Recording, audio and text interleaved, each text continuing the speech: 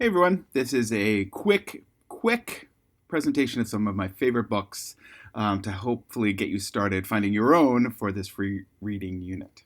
All right, so I've placed these into various categories. The first category is this place is weird and I don't like it.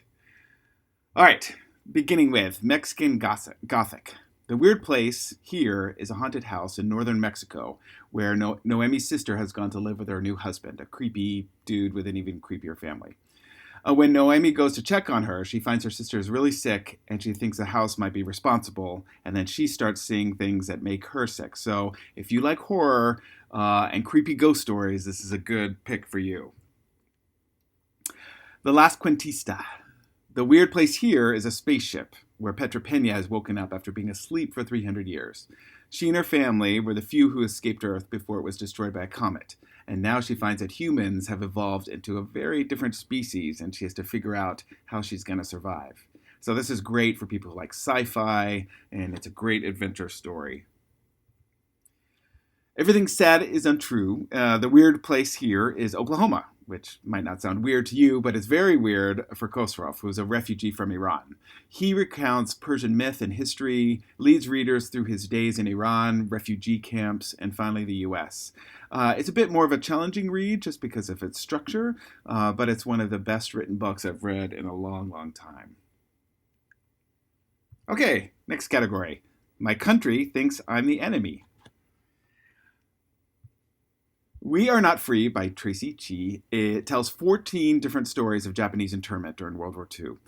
Each of these stories focuses on a different character in the camp, how they got there, and how they survive. It's a great historical novel people who love reading history and stories, and many of these stories come directly from Tracy Chee's family.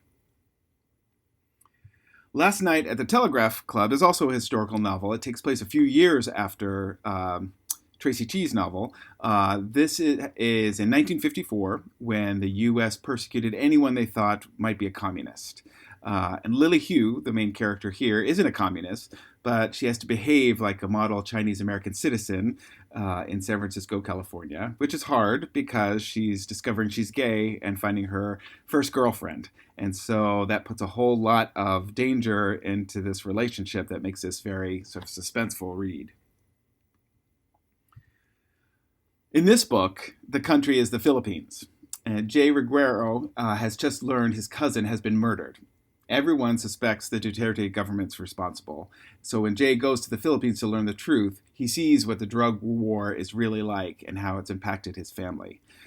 This is not a historical novel. This is happening right now in the Philippines, and it gives you a really good look at the sort of oppression that's happening there. Speaking of murder, my next category. Why is there so much murder going on? Okay, my first book under this is probably one of the most celebrated books that came out last year, Firekeeper's Daughter. And this is about Danis. And people are dying in Danis' town, either from drugs or the drug war.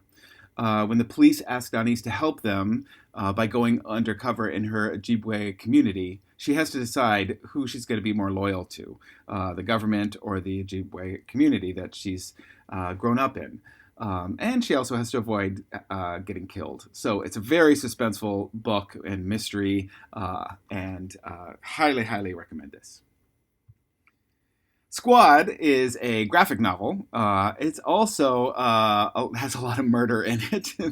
Becca is new to Piedmont, which is just across the bay, and she's quickly adopted by a very popular group of girls. It's not long before she realizes these girls have a dark secret. Hint, look at the cover. And that the squad seeks vengeance against predatory boys they meet at parties. Next category. I think I want to hook up with my best friend.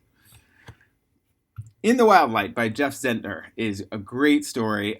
It's about Cash and Delaney, and these are two kids who grew up in a rural southern school, and they get an opportunity to go to an elite boarding school up north. As soon as they get there, they both feel like outsiders. Cash struggles more than Delaney, who ends up thriving in this new sort of environment, and puts a strain on their friendship. Cash wants to leave, but he doesn't want to leave Delaney behind, and that creates this sort of tension in the story. It's a great book for those who love poetic language and the natural world. Frankly in love. In this case, Frank Lee's parents want him to date a nice Korean girl. Problem is, he's dating a nice white girl. His best friend Joy Song has the same problem. Their solution is to fake date each other to keep their parents happy. And you can probably guess how this turns out. But it's a very funny book, and it had me laughing throughout reading it. So if you're looking for a more lighthearted fare, this is a great story. Okay, I hope that helps. Come into the library if you want more recommendations, and we can talk then.